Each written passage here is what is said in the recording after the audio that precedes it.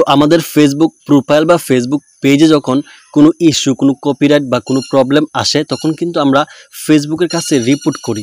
তারপরেও কিন্তু আমাদের এই প্রবলেমটা সলভ হয় না, কারণ আমাদের যে রিপোর্টটা আছে সেটা আমরা সঠিকভাবে করতে পারি না। ঠিক আছে, তো আজকের এই ভিডিওতে দেখাবো যে আপনারা ফেসবুকের কাছে কোনো ইস্যু বা কোনো প্রবলেম বা কোনো কপিরাইট নিয়ে কিভাবে সঠিকভাবে রিপোর্ট করবেন। ঠিক আছে, তো আমার এখানে দেখুন যে আমার এখানে কিন্তু স্টার মনিটাইজ নিয়ে একটা ইস্যু আসছে, অর্থাৎ আমার এই স্টার মনিটাইজটা কিন্তু রিজেক্টেড করে দিছে। তো এটা নিয়ে আমি একটা ফেসবুকের কাছে রিপোর্ট বা আবেদন করব। ঠিক আছে, তো এখান থেকে আমি এটা একটা স্ক্রিনশট নিয়ে নিব। তারপর এখান থেকে আমি চলে যাবো হচ্ছে ব্যাকে।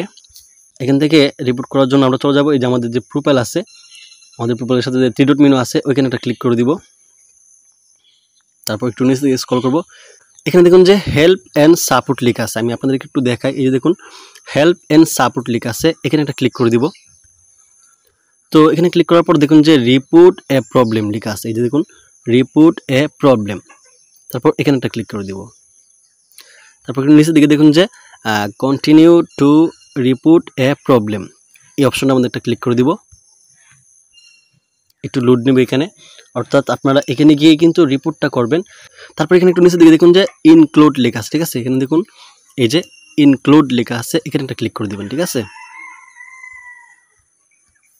তারপর আপনাদের যদি ফেসবুক পেজ হয় তাহলে পেজ সিলেক্ট করবেন, আর যদি প্রোফাইল হয় তাহলে এখান থেকে আপনারা প্রোফাইল সিলেক্ট করবেন। ঠিক আছে, তো আমার যেহেতু পেজ, এই জন্য আমি এখান থেকে এই যে দেখুন এই যে পেজ সিলেক্ট করে নিচ্ছি। ঠিক আছে, আপনারা চাইলে যদি নোটিফিকেশনের কোনো সমস্যা হয় তাহলে নোটিফিকেশন সিলেক্ট করতে পারেন, বা ফটোস এর কোনো সমস্যা হলে ফটোস সিলেক্ট করতে পারেন। অর্থাৎ আপনার যে প্রবলেমটা হবে যে জায়গায় ওইটা আপনি সিলেক্ট করে নিতে পারেন। ঠিক আছে, তো যেহেতু আমার পেজের মধ্যে সমস্যা এই জন্য আমি পেজ সিলেক্ট করে নিছি। তারপর এখানে ক্লিক করে দিব। তারপর এখানে কিন্তু দুইটা অপশন আসছে। হ্যাঁ, একটা হচ্ছে দেখুন যে রেকর্ড স্ক্রিন। আপনি চাইলে কিন্তু আপনার যে ইস্যুটা আছে সেটা একটা স্ক্রিন ভিডিওর মাধ্যমে রেকর্ড করে কিন্তু এখানে দিতে পারেন। ঠিক আছে, তারপর নিচের দিকে দেখুন যে এই যে আপলোড ফ্রম ফোন। ঠিক আছে, অর্থাৎ আমি যেহেতু ফটো সিলেক্ট করবো এই জন্য আমি নিচের দিকে ক্লিক করে দিব। তো এখানে ক্লিক করার পর আমার যে ইস্যুটার যে স্ক্রিনশট নিয়েছিলাম ওটা এখানে চলে আসছে, ওটা আমি এখানে সিলেক্ট করে দিব। দেখুন অলরেডি কিন্তু সিলেক্ট করা হয়ে গেছে। তো এখন হচ্ছে মেইন বিষয়, অর্থাৎ এখানে যে আমরা লিখবো, আবেদনটা যে লিখবো বা রিপোর্টটা যে লিখবো, এটা কি লিখবো, এটা হচ্ছে মেইন।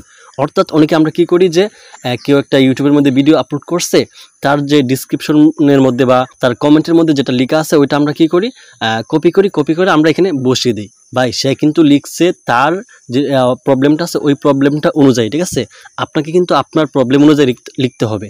কথা মনে করেন যে আমার এখানে কিন্তু স্টার প্রবলেম, এখন হচ্ছে আপনার এখানে একটা ইস্যু আসছে বা কপিরাইট আসছে, এখন যদি আপনি আমার লেখাটা লিখেন তাহলে কিন্তু আপনার এই প্রবলেমটা কখনোই সলভ হবে না। ঠিক আছে, এই জন্য আপনারা আপনাদের যে ইস্যু আছে সেই ইস্যুটা অনুযায়ী কিন্তু এখানে লিখতে হবে। ঠিক আছে, তো এখানে আমি সামথিং লিখতেছি, যেমন ধরেন আমি লিখতেছি মাই ফেসবুক স্টার, লিখি stars monetization problem issue, please solve my Facebook star monetization problem. ঠিক আছে, এরকম লিখলাম আমি, অর্থাৎ আপনাদেরকে শুধু বোঝানোর জন্য আমি এখানে লিখলাম। তো আপনারা আপনাদের যে ইস্যু আছে সেই ইস্যুটার অনুযায়ী লিখতে হবে।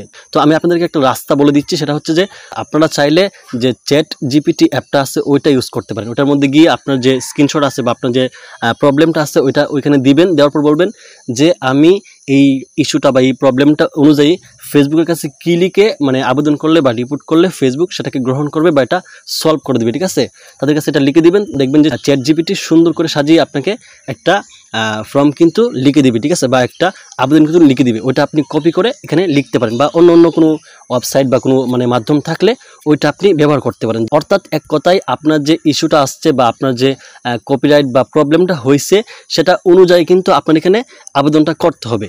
যদি আপনি আপনার যে ইস্যু বা প্রবলেম আছে ওইটা অনুযায়ী সঠিকভাবে আপনি রিপোর্টটা লিখতে পারেন, তাহলে আশা করা যায় যে 100-র মধ্যে 100% আপনার যে প্রবলেমটা আছে সেটা সলভ হবে। ঠিক আছে, তারপর এখানে যে আইকন আছে সেন্ড আইকন, এই যে উপর দিকে এখানে একটা ক্লিক করে দিব। ঠিক আছে, তো এখানে ক্লিক করার পর দেখুন যে আমারটা কিন্তু রিপোর্টটা হচ্ছে, ঠিক আছে। তো অলরেডি কিন্তু আমার রিপোর্টটা করা হয়ে গেছে।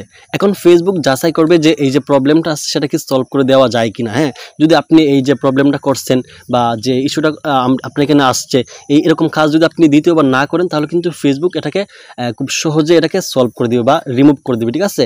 অর্থাৎ আপনারা যে ভুলটা করছেন এই ভুলটা দ্বিতীয়বার যাতে না করেন, হ্যাঁ, এটা খেয়াল রাখবেন। আর আরেকটা বিষয় হচ্ছে, যদি এরকম কোনো প্রবলেম হয় তাহলে আপনার রিপোর্টও করবেন, পাশাপাশি লাইভ করবেন, আপনার চেহারা দেখে লাইভ করবেন 1 ঘন্টার উপরে। তাহলে কিন্তু অনেক সময় অনেক ইস্যু বা প্রবলেম কিন্তু চলে যায়, ঠিক আছে, রিমুভ হয়ে যায়, ঠিক আছে। তো ভিডিও শেষে একটাই অনুরোধ থাকবে, আপনি যদি আমার এই ফেসবুক পেজে নতুন হয়ে থাকেন তাহলে অবশ্যই ফেসবুক পেজটা ফলো করে রাখবেন, কারণ এখানে ফেসবুক সম্পর্কে নিত্য নতুন আপডেটগুলো আপলোড করা হয়। আর যদি ইউটিউব থেকে দেখে থাকেন অবশ্যই ইউটিউব চ্যানেলটি সাবস্ক্রাইব করতে ভুলবেন না। আল্লাহ হাফেজ।